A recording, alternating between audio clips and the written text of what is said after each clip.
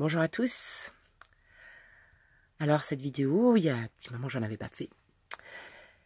Et chaque époque, chaque société présente des bas-fonds et des hauts sommets. C'est à chacun de nous d'avoir la force évolutive que nous recevons en naissant. C'est la grande route finalement que nous empruntons tous. Le parcours peut être plane, avoir des pentes, des virages. Il peut être long aussi.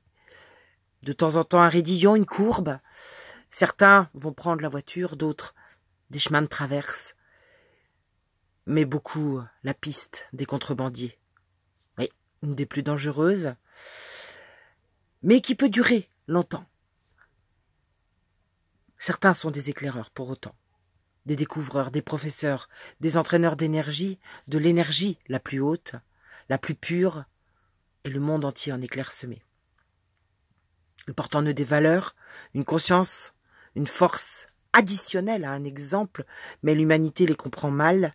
Ce sont des avant-gardistes, des êtres pleins de compassion, qui ont préféré choisir et qui ont choisi le chemin de la vérité. Ils portent en eux des valeurs, une conscience réfléchie, une force. L'honnêteté n'est que par peur de la loi pour certains. Les criminels nous sont en général antipathiques, pour beaucoup, mais pour d'autres, l'homme le plus habile, le plus fortuné qui sait si bien louvoyer. Vous voyez de qui je peux parler, qui paraissent des philanthropes, mais seulement verbales, paraissent respectables, par leur habit, leur cravate, et celui qui nous plaît, finalement, et nous sied à merveille la plupart du temps, puisqu'on continue de voter pour lui. Alors pourquoi recherchons-nous l'image plutôt que l'être profond de chaque personne? Jeanne d'Arc, lors de son jugement, a dit « Je viens par Dieu ». Et vous dites, mon juge, en agissant ainsi, sachez que vous vous mettez en grand danger. À l'époque, déjà, les juges n'avaient pas et ne tenaient pas leur rôle de justice. Ça en dit long. Et elle dit sur le bûcher, « Mes voix étaient de Dieu, mes voix ne m'ont pas trompé. » Certains reçoivent une science infuse et savent, ont en eux intrinsèquement ces dons. Seuls les justes, les personnes de bonté peuvent entendre, par leur haute conscience, ce monde invisible à l'œil et à vos oreilles, tout en existant dans ce monde inconcevable pour eux et qui est étonnamment les seuls qui voient le monde tel qu'il est. Mais surtout qu'ils aient cette envie irrépressible de le changer, malgré les menaces qui pèsent sur eux, ou parfois l'emprisonnement, la maltraitance, ou les meurtres pour essayer de les faire taire. Parents, curés, voisins se sont ligués contre Jeanne d'Arc. N'avait-il donc pas de bon sens humain? Devant chaque injustice, est-ce qu'on doit faire semblant de ne pas voir? Est-ce qu'on doit nous taire et laisser le mal envahir nos vies? Tous les silences craintifs ou muets par la peur vous font complices de la méchanceté, de l'injustice et du mensonge. Et lorsque le mal ou l'injustice frappe un frère ou une sœur, oui, nous devrions tous nous lever. Et oui, ce rôle difficile demande des qualités de caractère, de l'intelligence vive, de la sensibilité, celle de l'intelligence du cœur, qu'aucune attaque n'affaiblit, qu'aucune volonté ne peut soumettre. C'est d'ailleurs une volonté inébranlable de justice. Ou la foi peut être la foi pour le respect de la vie. Nous subissons une crise sans précédent, une crise d'inconscience avant tout, une crise d'égoïsme profonde, une crise où chacun répand la responsabilité sur l'autre, quand d'autres rêvent d'une paix sans frontières. La masse ne pense qu'à vaincre par la rivalité, la vanité, l'ambition, l'individualisme, qui détruit toute possibilité de s'unir pour devenir des êtres responsables de leurs choix. Ils préfèrent laisser faire des choix par d'autres, par leur vote, pensant ainsi n'être pas responsables du désastre planétaire qui s'en vient. C'est étonnant de voir que le mensonge est cru et comment la vérité est saccagée, jour après jour. Souvent je me dis, ils vont bien comprendre, ils vont bien se rendre compte, parce que si la vérité est autant décriée, si la personne qui ose se lever et le dire est autant attaqué de façon stupide, sans aucun fondement factuel, au point que si peu la dénonce, et que le pouvoir en place fait tout pour la faire taire, c'est bien qu'elle se trouve du côté de la lumière. Mais alors pourquoi refusent-ils d'aller voir, d'aller chercher par eux-mêmes, afin de démontrer que nous sommes justement des menteurs? Pourquoi choisissent-ils plutôt la manipulation, le mensonge, qui attaque qui nous sommes, mais jamais ce que nous disons? C'est donc qu'ils n'ont pas d'autre choix. Le curé d'Ars, très attaqué, un jour dit « Quand ils auront tout dit, ils se tairont ».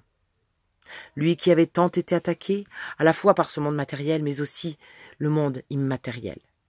Cette guerre qui nous est menée, est avant tout une guerre dans le spirituel, pas religieuse. Je laisse celle-ci aux ministres de chaque confession, et encore plus aux ministres politiques qui entretiennent ce mensonge tout en connaissant la vérité, afin qu'aucun ne puisse retrouver son chemin. Quelle est la plus grande souffrance? Souffrir en aimant ou souffrir sans aimer? Car il s'agit bien, oui, il s'agit bien de l'amour de son prochain.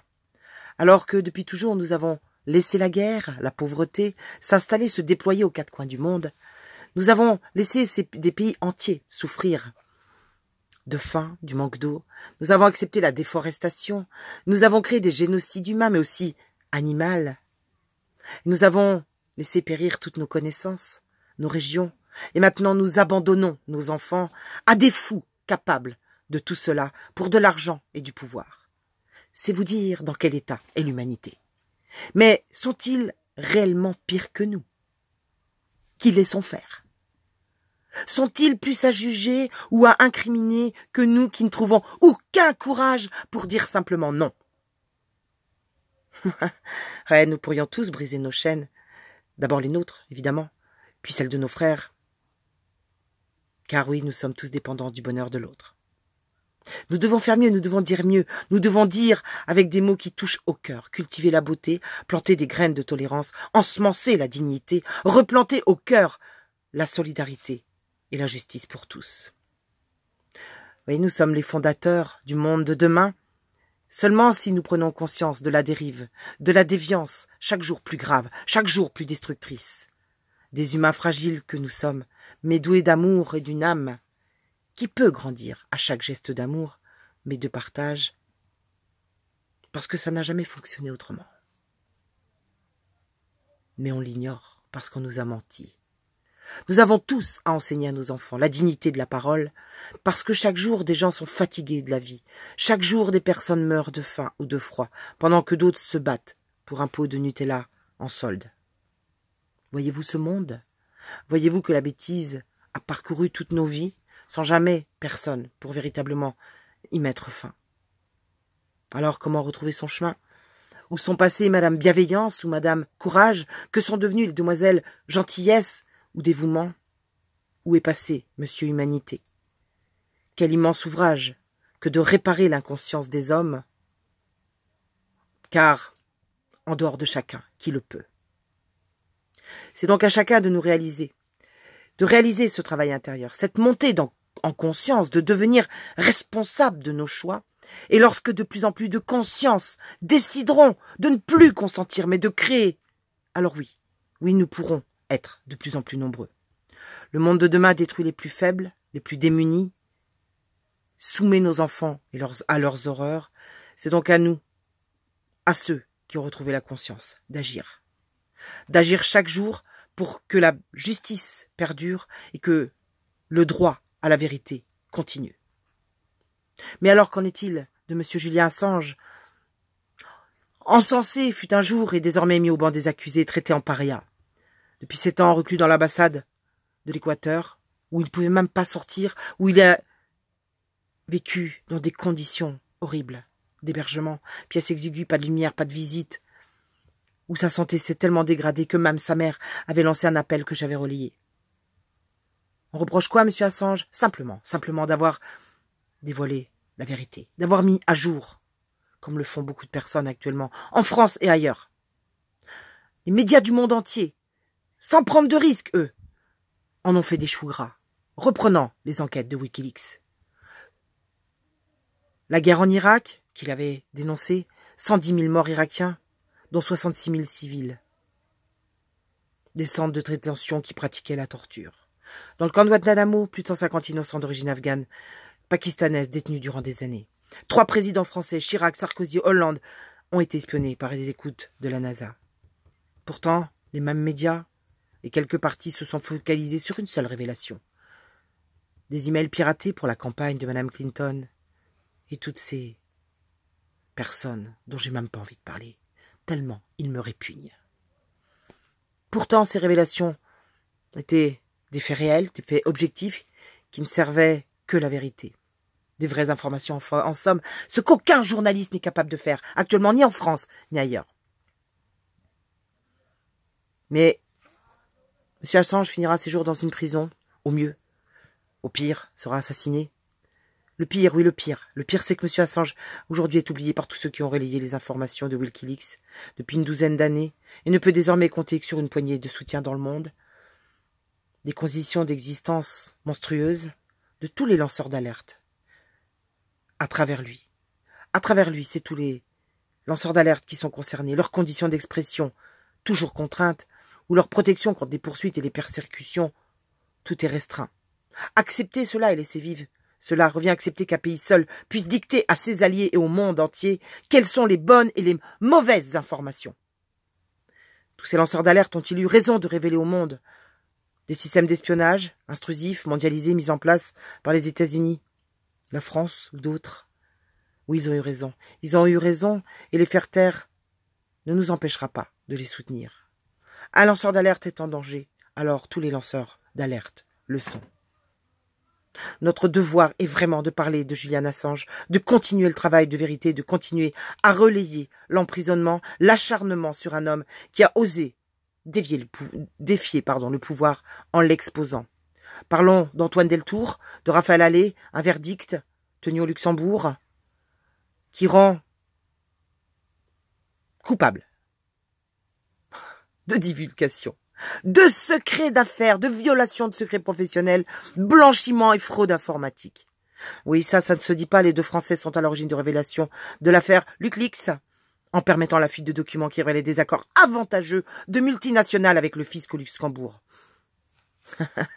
Si vous voyez passer des milliards d'euros qui contournent les règles fiscales de manière douteuse, le tribunal vous enjoint aujourd'hui de fermer les yeux et de n'en parler à personne. Voilà le pays dans lequel nous vivons. Voilà le pays dans lequel nous vivons chaque jour. Bah oui, on parle pas d'accords qui font crever les peuples, enfin quand même. Voyons. Ou encore Claire Sévrac qui nous a quittés le jour de Noël, un 25 décembre 2016 à l'âge de 68 ans, d'une maladie bizarrement foudroyante. Elle dira elle-même, ils m'ont empoisonné. On n'écrit pas impunément la guerre secrète contre les peuples. Ou encore le docteur Amer, docteur Vercouter et plein d'autres noms que j'oublie, qui m'échappent et qui n'ont pas fait de prison. Qu'on a fait taire, par la prison, ou qu'on a fait taire par la maladie. Je ne parlerai même pas de Coluche et d'autres. Toutes ces personnes avaient décidé de se lever, de dénoncer, de relayer, mais toutes ces personnes sont dans l'oubli parce que leur travail, leur mort ou leur emprisonnement est comme une étoile filante arrachée au cœur du ciel. Si vous ne relayez pas, si vous ne prenez pas conscience que cette fameuse guerre des peuples, c'est maintenant, c'est tous les jours, c'est face à nos enfants, c'est dans les écoles, c'est dans les médecins, c'est ces médecins qui vaccinent vos enfants, c'est dans les hôpitaux, c'est dans les EHPAD, c'est dans la rue, c'est les gilets jaunes. Donc si vous ne le faites pas maintenant, demain, vous ne pourrez plus jamais vous lever. Comme le disait Claire Sévrac, la guerre des peuples, c'est maintenant. Alors merci à Claire, à Marc Vercouter, docteur Amer, à tous ceux que j'oublie ou que je ne connais pas. Merci à Julian Assange, merci à toi, parce que nous n'oublions pas tous ceux qui ont lutté et qui continuent encore à lutter, parce que nous sommes la résistance.